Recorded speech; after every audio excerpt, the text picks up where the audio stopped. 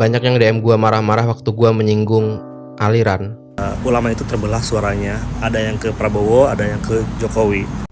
Di Indonesia beberapa hari yang lalu ini riuh rendah. Laki rame Gus Miftah berkata kasar ke bapak penjual es teh. Kalau menurutku ini hal yang biasa aja sih.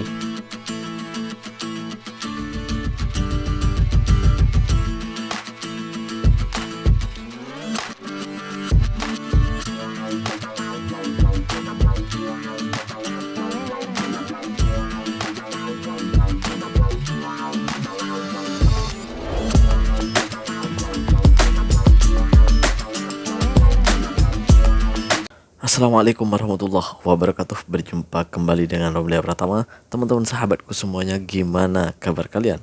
Mudah-mudahan kalian semuanya baik-baik saja beserta keluarganya di sana. Teman-teman sahabatku, buat kalian yang baru gabung, yang baru nonton video ini, silahkan di subscribe dulu, di like dan di komen guys.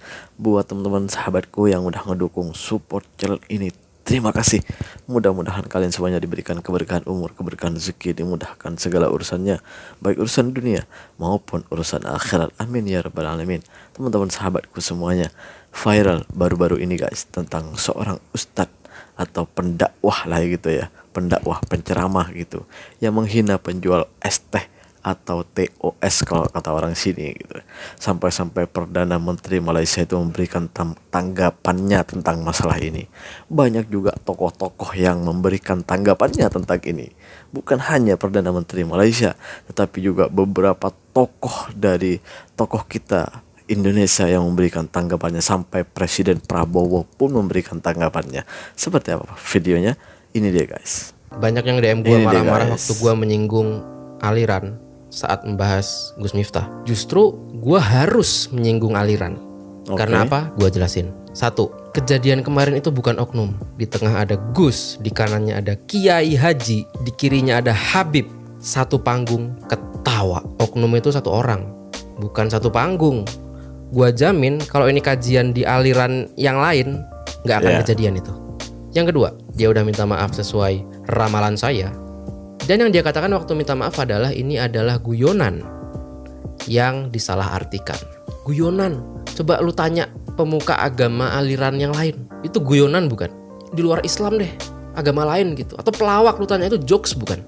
Kalau hinaan dianggap guyonan oleh ajarannya mereka, berarti ada yang salah dengan ajarannya. Dan harus dilurusin. Gue sebagai muslim malu sama agama lain. Dan yang ketiga yang paling penting adalah jamaahnya yang terus-menerus memaklumi, memaafkan, menormalisasi sesuatu yang tercela hanya karena yang melakukan adalah Gus, Kiai, dan Habib. Di aliran lain itu nggak terjadi. Gim nikah lagi aja yang ninggalin banyak. Dan menurut gua, kalau kelakuan guru lo seperti ini, memang sudah saatnya lu ganti guru. Dan ada satu lagi ramalan gue yang belum terbukti. Podcast Dedi. Kita tunggu, teman-teman. Iya, sungguh miris sebenarnya guys. Kejadian ini tidak boleh terjadi lagi sebenarnya. Karena kalau saya lihat, Gus Miftah ini saat memberikan ceramah atau memberikan dakwahnya gitu ya, ketika di panggung gitu, beliau ini ketika berbicara di atas panggung itu, selama saya tahu, selama saya tonton video-videonya itu, banyak sekali video. Jadi bukan hanya satu kali ini aja, tapi sudah kata-kata beliau itu, kata-kata mohon maaf, goblok, kata-kata matamu, kata-kata kotor itu kayaknya udah terbiasa keluar dari dirinya gitu. Gue nggak tahu entah apa alasannya, tapi gue yakin walaupun gue nggak seberapa banyak tahu tentang Islam, tapi gue yakin nggak ada satupun hadis ataupun dalam Al-Quran yang memperbolehkan kata-kata kasar tersebut gitu, ataupun khias dari para ulama ataupun siapapun itu. Gue yakin nggak akan ada yang membenarkan kata-kata ini. Tapi gue tuh sampai sekarang bingung kenapa banyak orang yang suka sama dia gitu, banyak orang yang jamaahnya itu malah banyak gitu. Gue heran. Padahal ya kata-kata seperti itu tuh, masa iya seorang pendakwah mengajarkan kata-kata seperti itu? Jadi kata-kata kasar itu udah terbiasa keluar dari, mohon maaf, dari mulut seorang Gus Miftah ini gitu. Kita berlanjut ke video yang selanjutnya. Ini deh guys. Gue dulu ingat banget sih waktu zaman Pilpres tahun 2019. Iya. Jadi kan ulama itu terbelah suaranya. Ada yang ke Prabowo, ada yang ke Jokowi. Nah, yang ke Prabowo itu salah satunya itu adalah Ustadz Abdul Somad. Dan yang ke Jokowi itu salah satunya adalah si Miftah ini. Jadi dulu itu katanya Ustadz Abdul Somad itu adalah Ustadz radikal. Sedangkan si Miftah ini katanya sering memberikan kesejukan gitu, atau nasionalis lah. Kalau Ustadz Abdul Somad itu bilangnya radikal. Ya sekarang kebukti lah ya, kira-kira siapa yang radikal, siapa yang tidak gitu loh. Ya namanya fakta selalu ada sih. Ya, gue ingat banget ketika guru Ustadz Abdul Somad difitnah begitu kejamnya pada tahun 2019 itu, perlawanan antara Jokowi dengan Prabowo pada waktu itu, dimana gue waktu itu ada di barisannya Ustadz Abdul Somad karena gue cinta banget sama guru kita itu Ustadz Abdul Somad. Dan pada waktu itu benar-benar ulama benar-benar terpecah pada pemilihan umum presiden tersebut di tahun 2019. Fitnah yang luar biasa kepada Ustadz Abdul Somad. Tapi Ustadz Abdul Somad kalian sudah tahu sendiri kan, beliau ini tipe orang yang tidak pernah, ya orang menghina silahkan, orang gini silahkan gitu aja udah. Beliau kayak nggak peduli gitu. Padahal fitnah yang sangat luar biasa.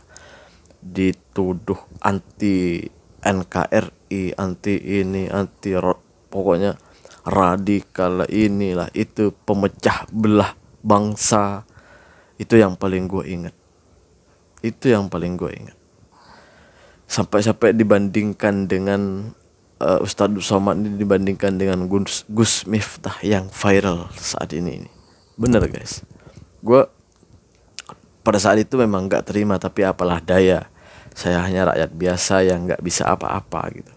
Dan pada waktu itu gue gak punya YouTube, gak punya apapun itu. Ya hanya bisa berdoa guys, yang terbaik buat gurunda kita. Kita berlanjut ke video yang selanjutnya. Ini dia guys. Indonesia beberapa hari yang lalu ini riuh rendah dalam media sosial. Seorang Kiai Gus dalam dakwah dia menghina seorang penjual teh yang ada yang nonton ya. Saya teman-teman Indonesia kirim dan dia jadi viral, penghinaan kepada orang yang jual teh ya, yang mana di antara paling miskin. Tapi ini pendakwah, dua pendakwah dengan ketawa, dengan menyeluruh di kalangan rakyat, sehingga Presiden Prabowo Subianto memberi kenyataan yang agak keras. Dan akhirnya Gus pendakwah Kiai itu berkunjung ke daerah si penjajah itu dan mohon maaf. Tapi ini satu contohnya pengalaman bahawa pengangkuhan sombong itu kadang-kadang bukan saja di kalangan orang yang tidak tahu agama, orang tak semestinya, orang yang paham agama, yang bicara tentang Islam, akidah dan solat dan sunat, tetapi bila timbul keadaan begitu dia lihat, dia boleh menghina. Dan saya pun saya lihat itu dikirim oleh teman saya di Indonesia. Saya rasa aneh ya. Agak luar biasa. Tapi bagi saya pengajarannya menginsafkan.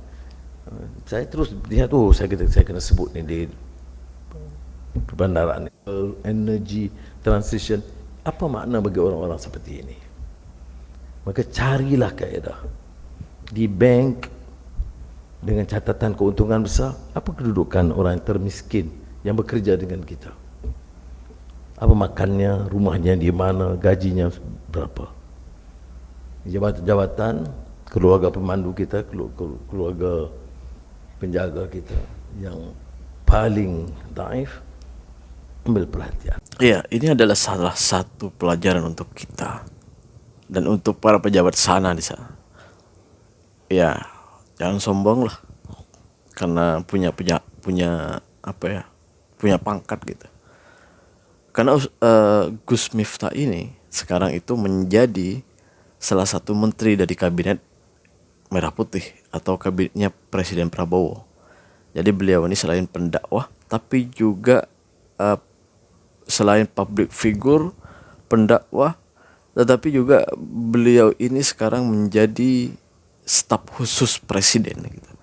Jadi bukan staf khusus tapi apa ya, utusan khusus, utusan khusus presiden. Jadi beliau ini adalah utusan khusus presiden di bidang toleransi umat beragama. Presiden sampai marah tuh, dan bukan hanya presiden, semua kalangan istana marah sama beliau. Gue nggak tahu, desakan dari netizen, desakan dari orang-orang Indonesia itu agar Prabowo Subianto memecat atau membuang kerja lah gitu Gus Miftah ini. Nggak tahu apa yang akan dilakukan oleh Pak Prabowo ke depannya. Kita berlanjut ke video selanjutnya. Ini deh guys. Laki rame Gus Miftah berkata kasar ke bapak penjual es teh. Kalau menurutku ini hal yang biasa aja sih. Maksudnya biasa dilakukan oleh orang yang sok berkuasa ke rakyat kecil di Indonesia. Loh kok bisa? Karena budaya feodal di Indonesia itu masih kental banget. Di mana orang yang berpangkat dan berkuasa kadang merasa bisa berbuat semaunya ke rakyat kecil. Bener. Kayak kasus Papa Putul yang nyuruh anak SMA menggonggong misalnya. Dan jeleknya budaya feodal ini, orang-orang di sekitarnya cenderung nggak berani menegur dan biasanya cuma bisa cengengesan dan ketawa karir. Tapi kan katanya Gus Miftah cuma bercanda, Bang. Ya kira-kira beliau berani nggak bercanda begitu ke orang berpangkat? Misal ke mayor Teddy yang memang beliau kenal, atau ke murid kesayangannya. Apa jangan-jangan beliau berani bercanda pakai kata GPLK cuma karena bapaknya penjual es teh? Dan hal ini benernya udah biasa banget terjadi di Indonesia, karena jarak antara si kaya dan si miskin di sini itu terlalu lebar, Dul. Wong gaji rata-rata rakyatnya cuma 3 juta, tapi harga mobil pejabatnya bisa miliaran. Makanya kalau kalian udah putus harapan, aku selalu saranin buat pergi ke luar negeri aja, dan itu juga yang mendasari aku bikin budal, karena di luar negeri kita seringkali diperlakukan jauh lebih manusiawi daripada di negeri sendiri. Setuju. Nah, kalau menurut kalian, masalah ini cukup selesai dengan minta maaf nggak sih? Karena kalau di Jepang, udah pasti 1000% pejabatnya bakal mundur dari jabatannya. Ya tapi sayangnya kalau di Indonesia itu nggak akan mundur dari jabatannya. Soalnya mereka itu cuek aja gitu. Nggak rasanya.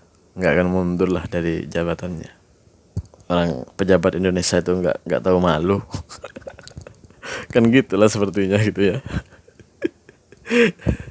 Aduh ya, itu udah kebiasaan dari negara kita gitu. Orang kaya jaraknya itu, yang kaya dengan si miskin itu jaraknya itu jauh banget gitu. Jadi siapapun yang berkuasa, yang kaya gitu, kayak ya udah biasa menghina sama orang miskin, itu udah biasa kalau di tempat kita guys. Nggak tahu di tempat kalian gimana, di tempat kalian silahkan berkomentar. Terima kasih buat semuanya. Assalamualaikum warahmatullahi wabarakatuh. Jangan lupa sholawat guys.